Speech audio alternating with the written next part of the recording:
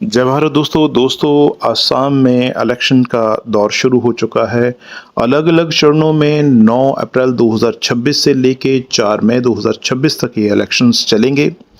बात करते हैं वहाँ के मुख्य दावेदार जो चीफ मिनिस्टर की सीट के लिए हैं, वो हैं बीजेपी की तरफ से हिमंता बिश्वास शर्मा जी और कांग्रेस की तरफ से अभी नियुक्त नहीं हुए लेकिन 2 कैंडिडेट हैं, गौरव गोसाई जी और भूपेंद्र बोरा जी।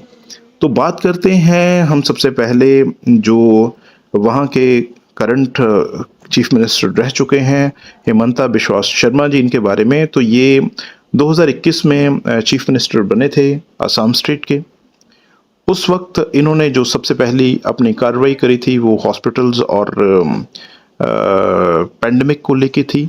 2021 में दूसरा पेंडेमिक चल रहा था, कोविड पेंडेमिक, तो उसमें इन्होंने सबसे पहले तो हॉस्पिटल्स में मेडिसिन्स की जो फैसिलिटी थी जो पीछे से कम आ रही थी उसको कंटिन्यू करवाया, ऑक्सीजन की जो है सप्लाई उसको सही करवाया और हॉस्पिटल्स की जो थी संख्या वो भी बढ़ाई इन्होंने।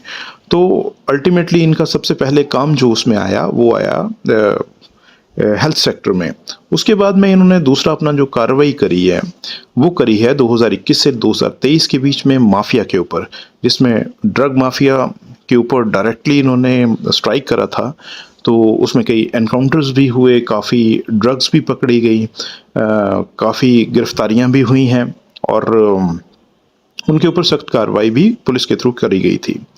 ये रिपोर्ट्स आपको 2022 और 23 के एनडीटीवी रिपोर्ट्स और हिंदुस्तान टाइम्स में भी आपको मिल जाएंगी। इनफैक्ट ये असम पुलिस रिपोर्ट्स में भी इसका जिक्र हुआ है।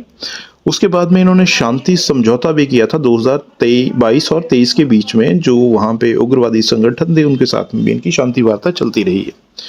तो इसके बाद जो नेक्स्ट इनका स्टेप आया था वो था इंफ्रास्ट्रक्चर की तरफ, साथ साथ में ही उसके चलता है। 2022 से 24 के बीच में इन्होंने उस सेक्टर में भी बहुत अच्छे काम करे।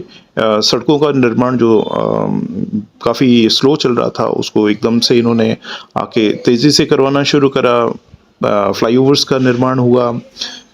उसके बाद इन्होंने कई समिट्स भी रखे जो इन्वेस्टमेंट को लेके थी, बिजनेस वगैरह को असम में स्प्रेड अप करने के लिए। तो उसके ऊपर भी इन्होंने काफ़ी काम किया था। बात करते हैं इनकी आलोचना की, तो इनकी सबसे ज़्यादा आलोचना जो हुई है वो हुई है सबसे पहले तो ह्यूमन राइट्स की तरफ से। ह्यूमन राइट्स वाले ये कह रहे हैं कि जो एनकाउंटर्स हुए हैं ड्रग माफिया को लेके या माफिया को लेके वो फेक एनकाउंटर्स हुए हैं। बट अगर देखा जाए तो शायद कहीं इसमें थोड़ा सा डाउट हो रहा है। बेसिकली ये रिपोर्ट्स जो आई थी ये बीबीसी न्यूज़ चैनल की तरफ से 2022-23 में और अल जजीरा की तरफ से आई थी। तो अगर बात करें इन दोनों चैनल्स की तो इनमें से एक चैनल तो है वो डायरेक्टली इस्लामिक जो है पॉलिसीज उनको ही फेवर करता है। अगर उसके अगेंस्ट कोई कुछ चाहता है तो ये उसके अगेंस्ट ही रिपोर्ट्स छापते हैं। तो बीबीसी के बारे में तो आप सब जानते ही हैं, उसके बारे में तो अभी जिक्र करना वो जायज़ नहीं है। उसके बाद में इन्होंने जो नेक्स्ट अपना स्टेप लिया कि जो इलीगल माइग्रेंट्स वहाँ पे इलीगल डॉक्यूमेंट्स भारत के बना के बैठे हुए थे आसाम में, स्पेशली बांग्लादेश से आके घुसपैठ करके अलग अलग स्टेट्स में चले जाते हैं लोग वहाँ से। तो जो आसाम में बैठे हुए थे, बिकॉज इनकी स्टेट थी, तो इन्होंने उनको बाहर निकालने का काम करा। उसके ऊपर बहुत स्ट्रिक्ट इन्होंने कार्रवाई करी है। तो वहाँ पे लाखों की संख्या में इन्होंने जो है जो इलीगल माइग्रेंट्स है वहाँ से पलायन हो चुका है उनका। और उसके साथ साथ एक बड़ी मतलब जो है अगर देखा जाए तो लगभग 1000 के पास में इन्होंने मदरसे बंद करवाए थे वहाँ पे। 1000 के पास में मदरसे इनके अकॉर्डिंगली। देखिए, ये धर्म के बारे में थोड़ा सा सवाल है कि वहाँ पे इनके अकॉर्डिंगली ये कहा जाता था कि वहाँ पे हमें कोई डॉक्टर्स नहीं मिल रहे, कोई इंजीनियर्स नहीं मिल रहे, सिर्फ हमें जिहादी मिल रहे हैं। तो हमें जिहादियों को फेवर नहीं करना, हमें उनकी ज़रूरत नहीं है अपने देश में और ना ही उनको पढ़ाने वालों की ज़रूरत है। तो इन्होंने क्या करा, उन मदरसों को वहाँ से बंद करवा दिया। लगभग 10,000 के करीब करीब जो स्ट्रेंथ थी वो थी वहाँ पे, जो मौलवी पढ़ा रहे थे या अन्य किसी और सेवा में उन मदरसों में थे। तो वो 10,000 के करीब करीब उनकी संख्या थी। और आप ये जान के हैरान हो जाएंगे कि कितना पैसा उनके पास जा रहा था। एक एक मौलवी को लगभग एवरेज 50,000 रुपीस मिल रहा था सैलरी।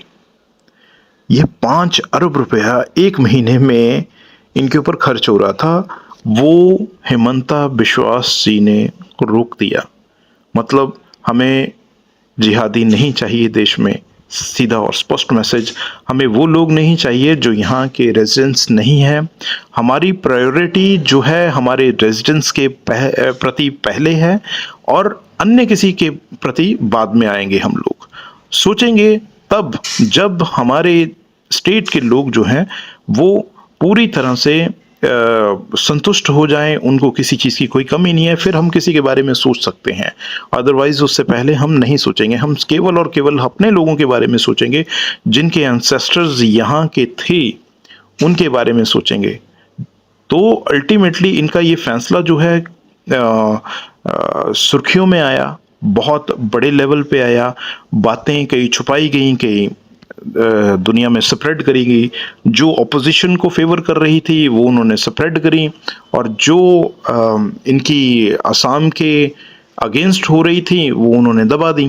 तो अल्टीमेटली ये सारी परिस्थिति असम के साथ में हुई है। हेमंता बिश्वास शर्मा जी अभी डिपेंड करते हैं वहाँ की लोकल पब्लिक के ऊपर कि वो किस तरीके का फैसला करते हैं। क्या वो हेमंता बिश्वास शर्मा जी की फेवर करेंगे या उनके अगेंस्ट जाएंगे, ये तो 4 तारीख के बाद ही पता चलेगा। सो देखते हैं अभी आगे इनका फ्यूचर इनको किस तरफ लेके जाता है, असम के लोगों का फ्यूचर उनको किस तरफ लेके जाता है। क्या वहाँ की डेमोग्राफी वो लोग बचा सकेंगे या फिर उनकी डेमोग्राफी चेंज हो जाएगी। आशा है कि आपको ये रिपोर्ट अच्छी लगी होगी।